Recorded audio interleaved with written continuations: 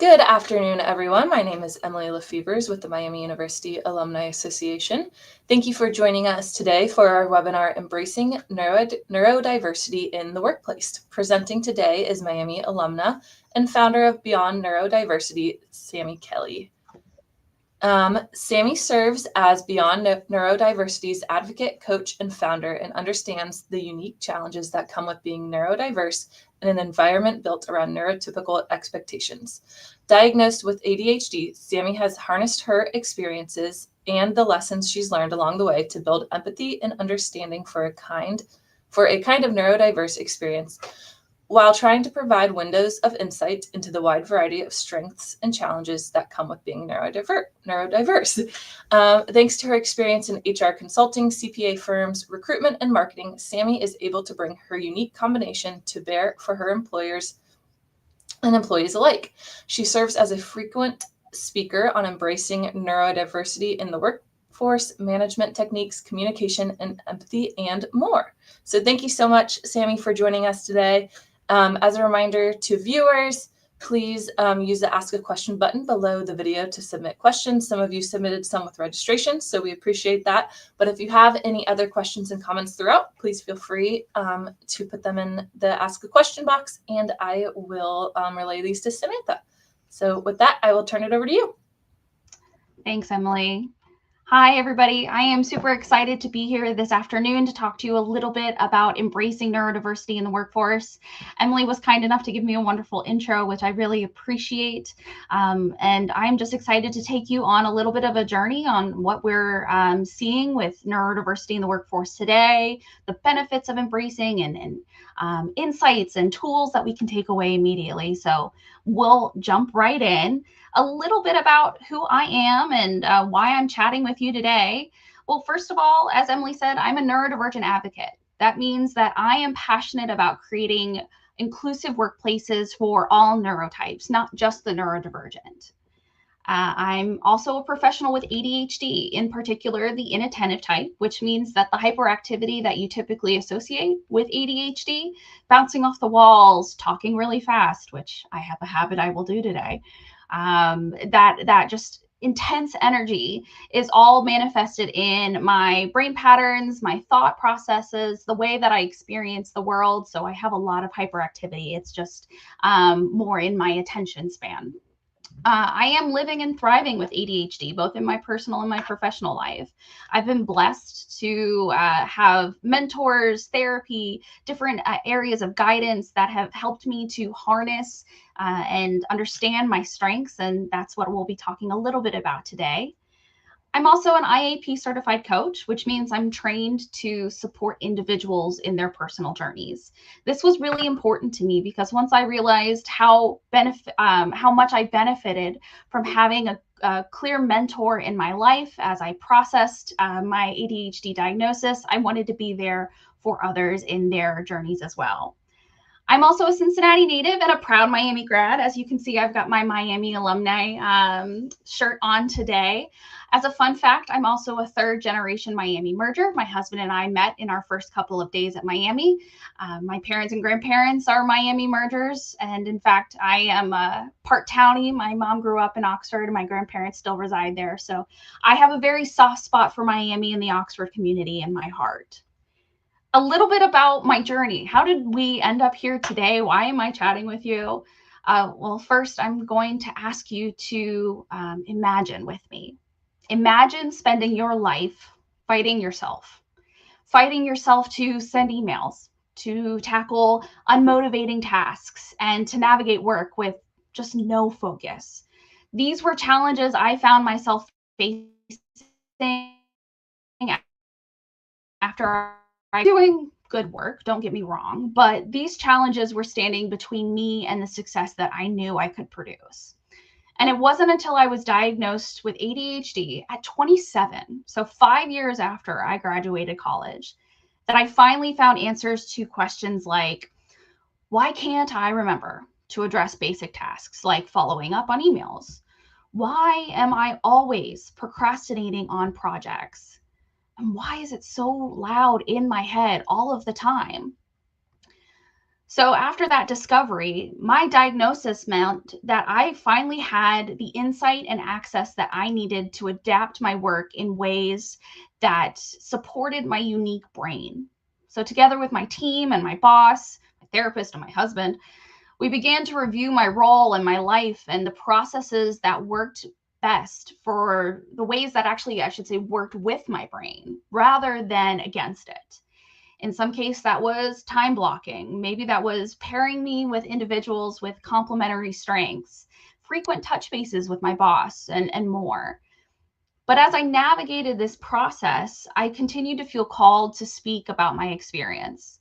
I began to present at conferences, and I was advocating for understanding and empathy for the neurodivergent experience. And I began to find a community of individuals who were touched by neurodiversity, just like I was, or even more so. And through those conversations, the idea of Beyond Neurodiversity was formed. Today, Beyond Neurodiversity works with organizations to help them build the environments, the cultures, and the processes that support neurodivergent individuals, helping those people recognize their strengths and helping them as employees really thrive in the workplace. We're bringing systematic change to the workforce, one person at a time. So like I mentioned earlier, a little bit about today's agenda. First, we're going to define what neurodiversity is. How does it apply? What does it look like? What does it feel like? We'll talk about the benefits of embracing neurodiversity in the workplace. Like, why do we spend this time and energy on this focus? Why are we pouring into this movement? And then finally, we'll end on some inclusion strategies and tactics as well. So let's kick it off. What is neurodiversity? What does it mean? Well, neurodiversity encompasses all of us. It's the way that we move through the world, process, and experience it. When we use the phrase neurodiversity, we're talking about all of the different ways that people interact with the world around them. So it describes the natural way that people think, learn, perceive, interact, and process. It includes some cognitive diversity, so including various neurotypes like autism, like ADHD, dyslexia, and more. Each of these diagnoses brings about unique perspectives, and we'll talk a little bit more about what that means, because if you have any of these diagnoses, you're considered neurodivergent. More on that in a second. But I think most importantly, it's a growing social movement. Neurodiversity pushes for acceptance rather than cures. We're not looking at somebody and saying we need to cure you, fix you, change you, but rather we celebrate the neurological differences as valuable traits, as unique perspectives, as a diverse way of looking at the world and finding beautiful little nuggets of perspective and information in it. So what does neurodivergent mean? Different from neurodiversity. Neurodiversity is all of us. Neurodivergent means that your brain processes, moves through, experiences, and understands the world differently. It's often marked by diagnoses such as ADHD, autism, dyslexia. But if you look at this awesome infographic by the lived experience educator, you can see here that there's so many other diagnoses that fall under that neurodivergent umbrella. You see tic disorders like Tourette's, you see schizophrenia, Down syndrome, bipolar disorder, PTSD, and more. Again, it's because this brain processes differently than the neurotypical brain. So I just threw another term at you, neurotypical. What does that mean? It is essentially stereotypical processing. It means that your brain meets society's definition of normal brain activity and patterns. Keep in mind, this is just society's definition. So based on society and the way the majority of the world processes information, you can be considered neurotypical. It's not a good thing. It's not a bad thing. It just simply is. So something to keep in mind as well is that most workplace environments, heck, most environments in general, are designed with the neurotypical processing in mind. That means neurodivergent individuals are spending an extraordinary amount of time, energy, and processing power just to navigate these spaces that should come easily to a neurotypical person. And ultimately, neurotypical just represents the statistical majority. So the most common neurological development pattern in our population statistics. So that means that the definition of neurotypical might ebb and flow over years. As we see increases or decreases in neurodivergent diagnoses, the definition of neurotypical might change. There are some misconceptions that come along with being neurodivergent. Without the proper understanding and care, behaviors that are rooted in neurodivergence can be misinterpreted. So when we think about maybe avoiding eye contact, some people might look at that as being disengaged, when in reality, it's actually a self-regulation strategy. When we hear somebody just constantly almost dumping information on us, talking at length about a topic, it actually might indicate passion and excitement rather than arrogance. And when we see difficulty in social situations, it actually may reflect anxiety or sensory overload rather than a lack of interest. In fact, just last night, my husband and I went out to celebrate a little bit for St. Patrick's Day, and we went to a local restaurant of ours. And my husband could tell that I got quieter and quieter and less engaged throughout the conversation. Luckily, he's been around me long enough to know that it wasn't that I was no longer engaged in the conversation, that I didn't want to talk to him or I didn't want to be there. But in reality, I was actually experiencing sensory overload due to yelling, excitement, loud noises. And he was patient enough with me to understand that maybe it was just that our time at the restaurant had come to an end. So if he hadn't known that's what it was, there would have been some big misconceptions, misunderstandings, and potentially arguments. There are other misconceptions that come along with neurodivergence. Maybe somebody being too sensitive, right? Can't handle loud noises. Oh my gosh, these lights are too bright. What's going on there?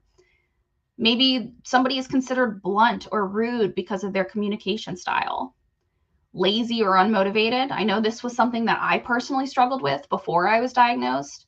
I would get so frustrated with myself, not understanding why I couldn't get up to do the dishes or why I procrastinated on a project for so long. The internal self-thought was, I am lazy, I am unmotivated. When in reality, I was just dealing with a deck of cards that I didn't know how to play with. And finally, somebody might be considered awkward or uncomfortable, right? Not knowing how to navigate social cues. But in reality, these are challenges that neurodivergent individuals are dealing with. So instead of being too sensitive, maybe it's the fact that bright lights and loud noises can be overwhelming. In fact, the section of the brain that processes sensory stimuli is more receptive, even more so. It processes at different speeds. It's very intense, that particular section of the brain, more so with a neurodivergent individual. So it's easy for somebody to become overwhelmed in environments with too much stimuli. In fact, open offices really present unique challenges for neurodivergent individuals. I know on some of my worst days, they were not the best environments for me. Instead of being blunt or rude, there can be simple communication differences.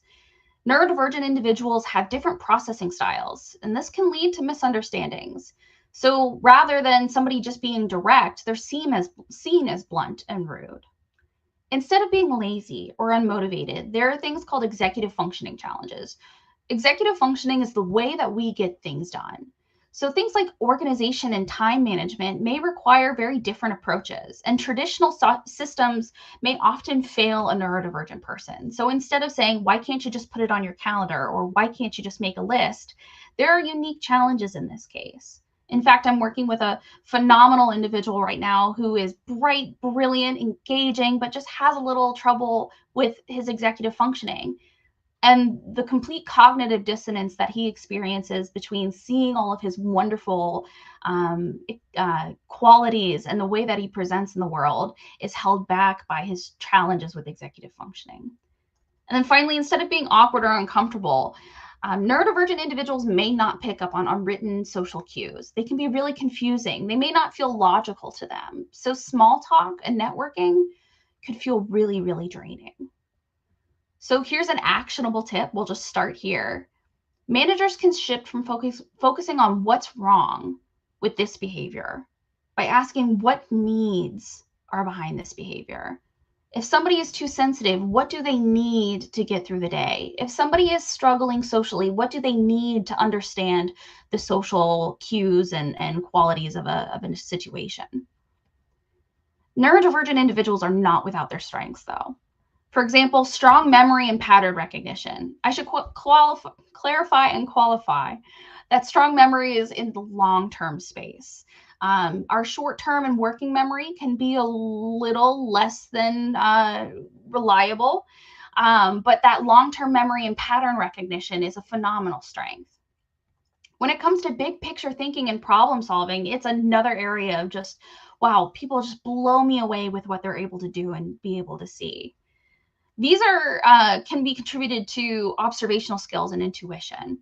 Because neurodivergent individuals spend an extraordinary amount of time trying to understand the world around them, looking around, understanding cues, trying to interpret all of this information. They've honed observational skills and intuition over time, which means they're able to see the big picture better. They're able to problem solve at a different rate. And finally, narrative reasoning and spontaneity are some other strengths that you may not consider strengths right off the top. But narrative reasoning is the ability to take the big picture and tell a story, to weave complicated details into a tapestry of understanding. And while spontaneity may sound like maybe more of a fluke, maybe a little bit more of a weakness, think of a high pressure environment like an ER room. The ability to be spontaneous and quickly move can be a phenomenal strength. So it has its place within the working environment. So what are the benefits of embracing neurodiversity? Why are we spending our time doing this? Why are we digging in here? Well, there are benefits to the employer. First of all, there's improved innovation. So neurodiversity fosters a wider range of perspectives and approaches to problem solving, which means there's more innovative ideas and there's more solutions that we can work with. There's enhanced performance because neurodivergent individuals often excel in areas like attention to detail, technical skills, strong recall of information. All of this contributes to a stronger team performance. Let's be honest, an inclusive culture attracts and retains talent. Neurodivergent individuals are more likely to stay with a company when they found kind of that niche that supports them and encourages them and caters to their needs. And at the end of the day, diversity as a business strategy is a competitive advantage. The more perspectives, the more unique approaches to problem solving, the better we are. And you're tapping into a pool of overlooked talent, I should say. Actually, it's said that 80 to 85% of the autistic population alone, so that does not include individuals with ADHD, bipolar disorder, Tourette's, dyslexia, 80 to 85% of this population is under or unemployed just because maybe they present a little differently. Imagine the unique talents that we could bring into the organization and leverage and be able to share with our teams if we just had a little bit more patience and had some guidance on how to support them. And when we think about benefits to the individual, it creates a sense of belonging. It increases job satisfaction and well-being. Oh, fun little transition there. It allows for individuals the opportunity to thrive. It allows the strengths to be celebrated rather than the weaknesses to be focused on. It reduces stigma and discrimination, creating a more equitable workforce and workplace. And ultimately, it gives them confidence and self-esteem. It allows neurodivergent individuals to feel valued and respected. That's a basic level of dignity and respect that we hope each person is able to gain through their workplaces. Look, don't just take my word for it. I'm passionate about this. I've done the research, but there's evidence behind these cases. So for example, I got this from the Harvard Business Review. SAP integrated an autism at work program in 2012, and their results were fantastic. They gained applicants with high-level master's degrees, PhDs, dual degrees. They had patents that they were able to bring to the organization. And internally, they saw increased productivity, quality, innovation, employee engagement went up. What I thought was really cool about this particular study was the manager results. Managers got to know each employee on a different and deeper level, which resulted in customized management approaches. One manager was quoted as saying, "It made me a better manager without a doubt." Now, we've all heard the phrase, people don't quit jobs, they quit managers. Could you imagine each manager increasing in their competency, becoming a better manager, understanding each employee on that kind of level, and being able to engage your workforce at a higher and more productive pace? why wouldn't we take the time to dig in? SAP is a great example, but if you're looking for another one, don't worry, I've got one. HP Enterprises placed more than 30 participants in software testing roles in Australia's Department of Human Services. As a result, the teams were 30% more productive. So that was fantastic. That was great to see. But I think what was really fascinating were the client results. Team members were actually able to recognize behavioral patterns that were creating crises and delays before program launches. This led to a redesign of the entire process. It saved both the company and the client hundreds of thousands of dollars and streamlined the process in the meantime. This process is now used by the entire organization. So imagine just somebody with a little bit of a unique perspective, somebody who just saw something that others didn't, and look at the results that they were able to bring. Now, I've been telling you about what neurodiversity is. I've been preaching as to why we should take the time to involve ourselves in the workplace and bring on this benefit. But how do we do that? Don't worry, I'm going to give you some answers here. First of all, we can take a look at communication best practices. First of all, the clearer the request, the better the result you're going to get. So sometimes this might mean taking a beat before you speak to consider what you're going to say and how you're going to say it. Are there ways that you can condense or clarify your request? Could it be as simple as using the person's name when you're speaking to them so that they know that you're talking to them and them alone? Avoid vague instructions like go update your resume or go research this project. Provide step-by-step guidance and written follow-up instead to help the person understand exactly what you're looking for. Yes, it does take a little bit more time, but the results are better. Consider using visual aids and demonstrations. So things like diagrams, charts, checklists, these help individuals process information more effectively. After all, we all learn differently, don't we? Some people are auditory learners, some prefer to read or to write, some need to be hands-on and kinesthetically learn. So this is just one way of helping and meeting the individual where they're at. Consider flexible feedback methods. So offering both written and verbal feedback options can be really beneficial. I know for me, I would have to go and have a verbal conversation with my boss to make sure that I could understand the tone, her mood, what was going on. I needed that kind of clarity, but I also needed written feedback later to make sure that I really understood what her request was. So the saying goes, if you've met one neurodivergent person, you've met one neurodivergent person. So check preferences, have conversations, see what works for one person or another. And you can do these, you can have these conversations during regular one-on-one conversations, which I highly recommend that you do. Avoid sarcasm and idioms. So maintain an authentic tone in relation to the situation and be clear with your meanings. So instead of saying, this is a wild goose chase, consider saying, this simply isn't worth our time. And then finally, slow down.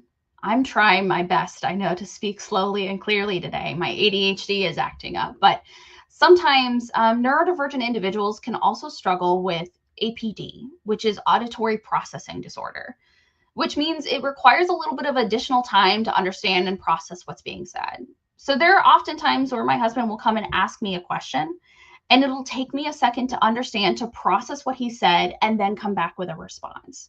It's not that I'm not paying attention or that I'm not engaged, but simply it just takes me an extra second to catch up.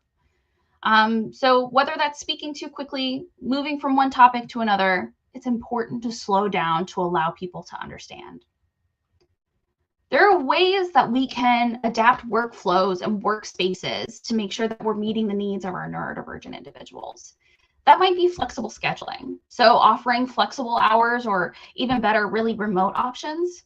These can help reduce the sensory overload and energy fatigue. So for example, maybe it's coming in earlier to miss the traffic, to have quiet hours before the office gets too busy, to be able to really focus on what they're doing for the day and work with their peaks of energy as they come.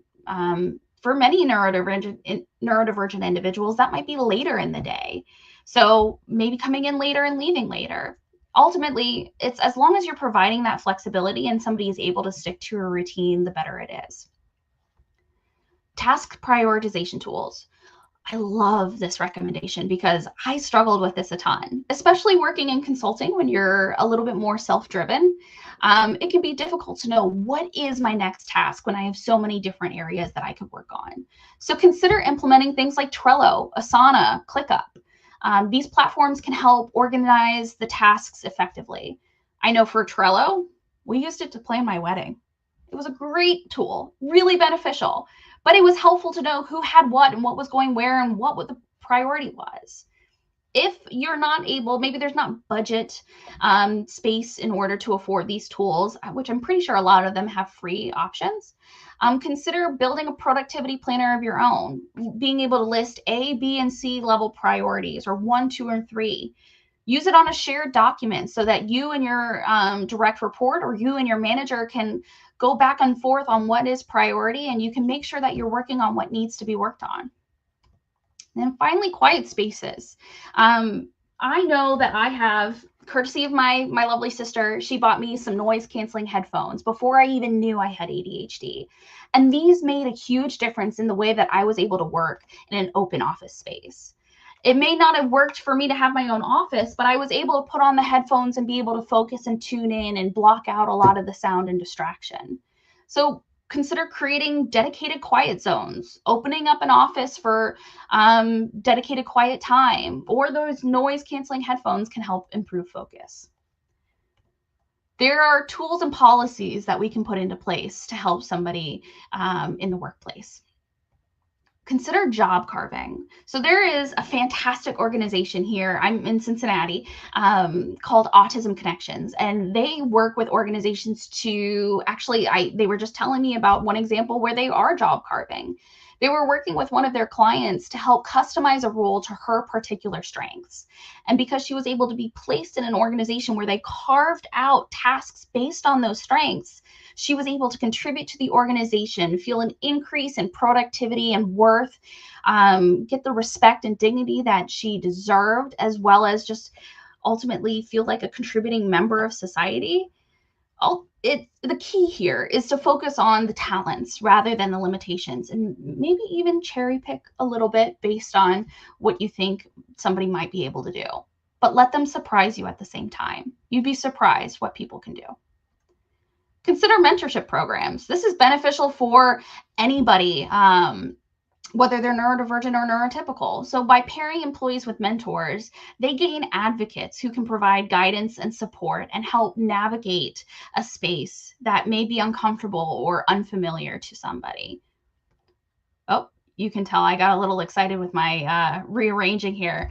Management training. So if there's one thing that you take away from today, I hope it's that you consider training your managers on how to empower and identify and support neurodivergent team members. The more that managers know, the better the environments that they can build, and the more satisfied your employees will be. You've heard that people don't leave jobs, they leave managers. And change can be more lasting when it comes from the top down. So consider training your managers on how to support those neurodivergent individuals. And then making sure that you've got a clear accommodation process. Many people, when they hear the word accommodations, they get very nervous. It sounds legal. I don't know about that. We're going to have to get legal involved. We're going to have to get HR involved. I just don't know. Well, if we can develop a straightforward system for accommodations that directly outlines who to go to, what's going to be needed, and how to approach somebody, it can remove unnecessary barriers and help individuals feel more confident about asking for what they need. And if they can get what they need, then surely we'll see a more increase in productivity, engagement, happiness overall. Jumping back to training managers, there are a couple of things to keep in mind when we do so. First of all, we need to help them describe their team members' needs to others. It's important to note, under ADA, you cannot disclose somebody's medical diagnoses, right? So we have to keep that confidential. I'm not a lawyer, I'm not a medical professional, but that's just knowledge I have. So giving them the language to intervene without disclosing somebody's disability is really important. I know an example of a young man who, because of his diagnosis, maybe communicated a little differently in the workplace. And when individuals took issue with that, rather than their manager being able to intervene and support and direct, this person faced unfortunate consequences. Had their manager been trained in this case, I think the individual would have been able to stay longer at this organization, would have been happier, would have felt more supported. Another way of training our managers is by pairing them with individuals who can share more about the lived experience. I've had many individuals come up to me and ask, well, so tell me what it's like to have ADHD, or why can't you do this, or what barriers do you run into?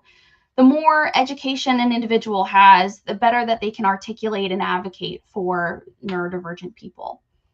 Oop, we're going the wrong way there. Encourage multiple modes of communication and educate, educate, educate. At the root of all of this is psychological safety. So I know that that is maybe an unfamiliar term for some, maybe it's a term that you've heard about, maybe you're tired of hearing about it, but the key to having a neurodivergent workforce who's going to advocate for themselves, who's going to be happy, who's going to be engaged and productive, is by making sure that you have a space that allows individuals to feel like they can raise when something is wrong or when they have needs. So the first step is creating, or rather encouraging, self-advocacy. Create opportunities and guidelines and roads for individuals to share their needs without judgment. And train your HR and managers to accept those needs without judgment and to walk those individuals through the process. It might be embracing and encouraging alternative work styles. Some people just simply work with unconventional methods. So maybe that's going to look like pacing while brainstorming. I know for me, I need a huge whiteboard and I need to be able to draw and dash and go back and forth. I think my team has seen that a time or two and they get a chuckle out of it. Maybe it's pacing, maybe it's using fidget tools so that they can stay focused and engaged. I have several fidget tools on my desk here, one of them being these colorful magnetic beads. So when I know that I'm struggling to stay focused in a conversation, I'm able to play with these and move my hands around and still remain engaged and focused. And then ultimately normalize flexibility. By allowing flexible deadlines or accepting varied ways of demonstrating progress, right? Going back to that priority tracker, we can allow people to work in the ways that work best for them. Another way to create psychological safety is by asking accommodating questions. Questions like, how can I help you maintain focus during the workday? How do you prefer to be communicated with? What can I do to help you feel more comfortable at work? What tools do you need to be more successful in an office setting? Are there routines you prefer to stick to during a workday? And would it be helpful if I provided an agenda in advance? You can ask these questions of anybody, neurodivergent or neurotypical. You don't need a diagnosis. In fact, please don't ever ask for a diagnosis. I'm going to just throw that out there. Please don't ask for a diagnosis. But you can ask these questions and still understand what somebody's going to need to be successful in the workday. So when we talk about focus, right, that addresses that first question. How can I help you maintain focus? That might be a sensory challenge. That might be, I need headphones. I need to go sit in a quiet space. I need routine and structure. Second question deals with communication. How do we prefer to be communicated with? Is it written? Is it verbal? Is it both? Do we need to have a consistent follow-up schedule? What can I do to help you feel more comfortable at work? You might find out that maybe somebody is struggling socially and needs introductions or needs guidance. Tools and routines are really important and beneficial for neurodivergent individuals. And then providing agendas in advance can help somebody who maybe just needs a little bit more time to process. And at the end of the day, consider embracing universal design. Start with an inclusive foundation. Design for neurodiversity from the start. Build flexibility into the systems.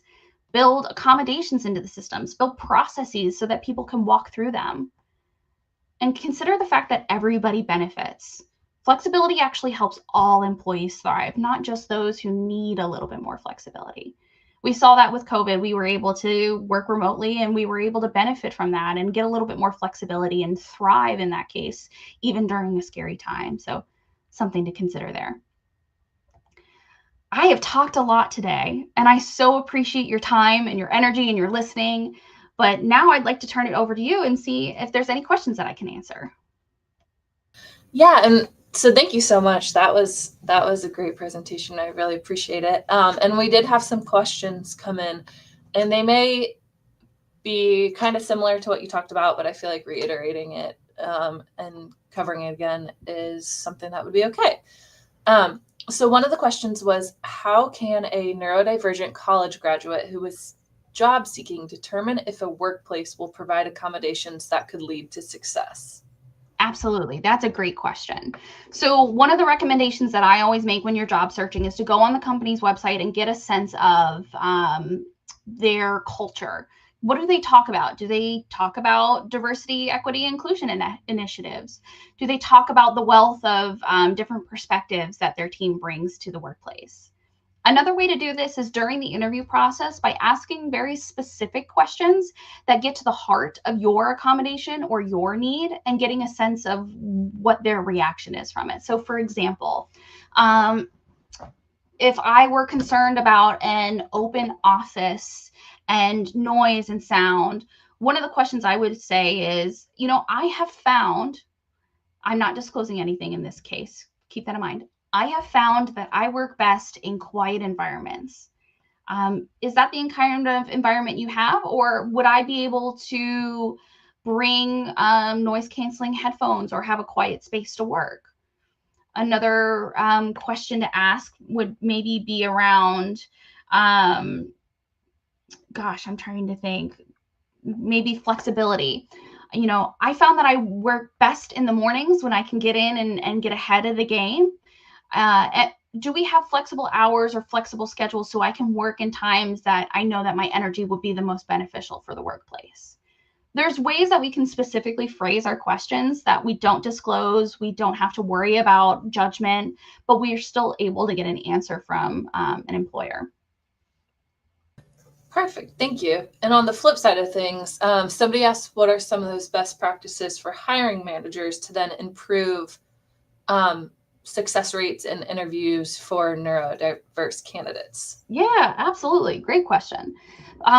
So there are a couple of things that we consider in our hiring process to make sure that we're being accessible for neurodivergent candidates. So that might look like making sure that we're providing individuals the opportunity to disclose if they need accommodations in the interview process.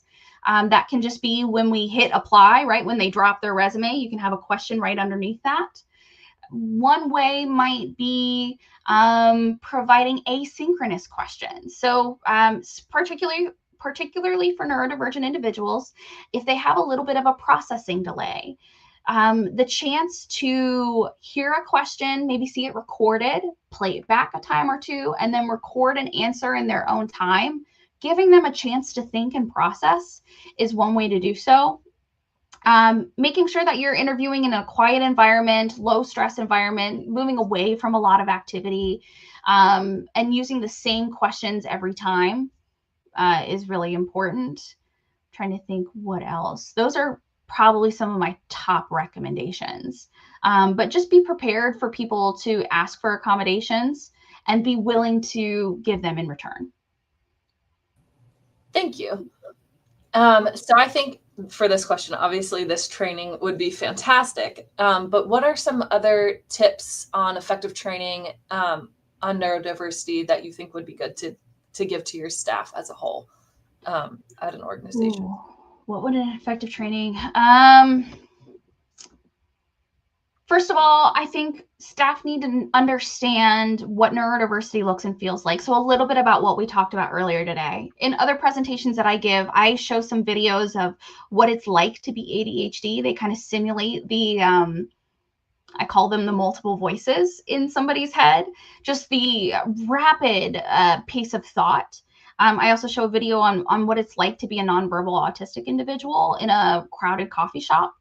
So those kind of in the shoes, walking the mile in the shoes kind of experiences can be beneficial. So to understand what it looks like and feels like, but also some of the direct questions that they can ask, right? Going back to those accommodating questions. An effective training would also encourage individuals to take a look at different perspectives. It would include some case studies on what a neurodivergent person experiences in the workforce, and trying to find creative solutions or accommodations for them as well. Perfect. Thank you. And this is our last question, unless anyone sends another one in through the Ask a Question button underneath the video. Otherwise, we will go ahead and make this our last question. But what tips would you give? This says Miami, but also any company really, to recognize, accommodate, and celebrate. I think we've talked a lot about accommodation, but recognizing and celebrating employees with neurodiversities. Yeah. Oh gosh, good question. Let's start with psychological safety, right? I would make sure that, first of all, that you have an environment that encourages, allows, and celebrates, which we'll get to, this kind of these challenges. That might look like giving individuals the platform to share about their experiences if they want to. It might be giving the chance to anonymously submit challenges or needs or stories.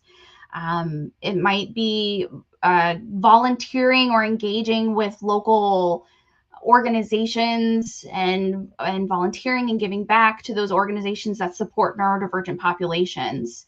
I think it's really important in today's world that we share our stories, that we are able to articulate what it looks like and feels like to be neurodivergent, so that individuals can walk with us, can have a sense of empathy, who can really understand what it's like, so that it's not a butting of heads and challenges, but in reality, it becomes more of a walking hand in hand. How can we benefit each other? How can we listen? So elevate the stories of neurodivergent individuals, allow them to speak, allow them to raise their hand if there's a question or a challenge, and meet them head on with empathy and take the situation seriously. I think it's very easy for us to say, just like I was saying to myself, oh, you're lazy, oh, you're just not good in social situations.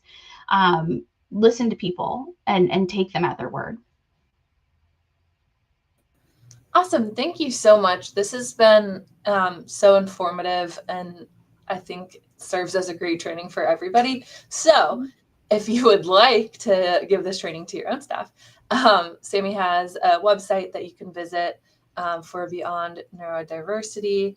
And before I close it out, oh yeah, let me add that up. I was going to say, do you have any final closing thoughts? Yeah, absolutely. If you'd like to contact me, please don't hesitate to do so. I would love to chat with you, whether it's about your own neurodivergent experience, supporting somebody who is, or if you'd like to bring this kind of training to your organization.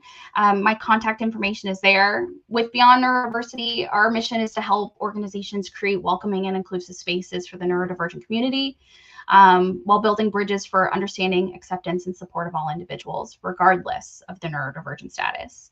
Additionally, if you'd like to connect with me on LinkedIn, please do so. I post a lot of neurodivergent tips and tricks for both the employer and the employee, but I would love to connect with you and be of any benefit. So a huge thank you to Miami as well for putting this on and inviting me to speak. I've been so excited to do this today, and I wish you all the best. Please enjoy the wonderful weather that we've got, at least here in Cincinnati, and I look forward to connecting with you. Great. Thank you so much. And thank you to all of you who tuned in today. For those of you who submitted questions, thank you. We appreciate it. As a reminder, you can find all of our webinars, upcoming and past ones, at alumlc.org/MiamiOH, and those are free for everyone. So be sure to check those out. Thank you again, Sammie, and thank you to all of you who joined us today. Love and honor.